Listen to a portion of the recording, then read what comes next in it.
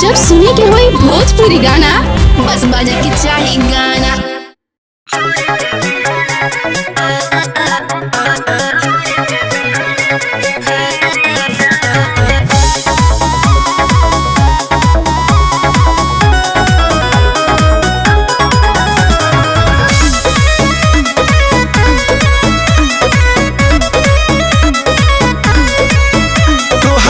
हर के बेड कमजोर बड़ुए मारा चढ़ल जवाने हिलोर बड़ुए तोहर नैहर के बेड कमजोर बड़ुए मारा चढ़ल जवाने हिलोर बड़ुए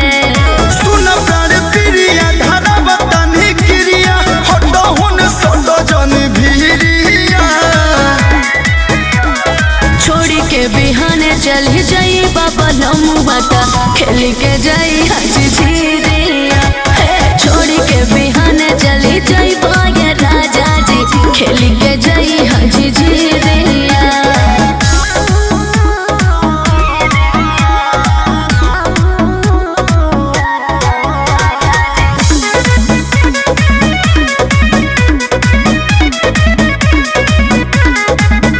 जब यतना रहू उख मचल अच्छा काहे भौजी से नहीं बतैलू काहे नैहर से अपना ये धनिया का? तू तो पलंग पलाई के ले आइलू सखुआ शीशम के ले आई तू महंगा बा भोगा ये पिया राज भोगा हो ना मौका पे दाज खोजा हो हनु फरक तू सुते द होई जत न लुटे द बुते द न जल दीढ़ी बहरिया हर बुखाव न रे ना छोड़ी के बिहान चल जाई बाबा लमुआता खेल के जाई हची झेरिया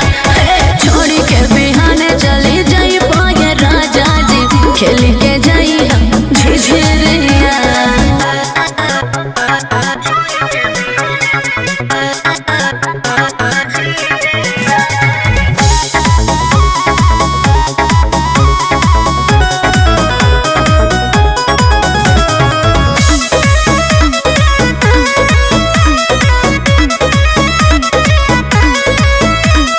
दिन में न पेट ताहर भरल तयाज कही से के मनवाया घाई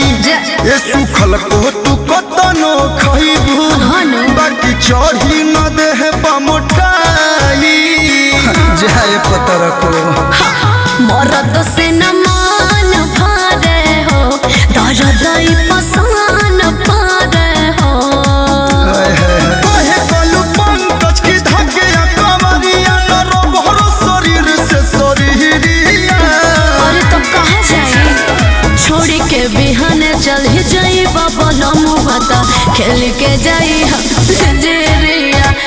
छोड़ी के बिहान चल जाई बाबा रे जाजी खेल के जाई हाजी झेरिया। कमाही न तो खइबू का अरे रउआ भोजन से कम बने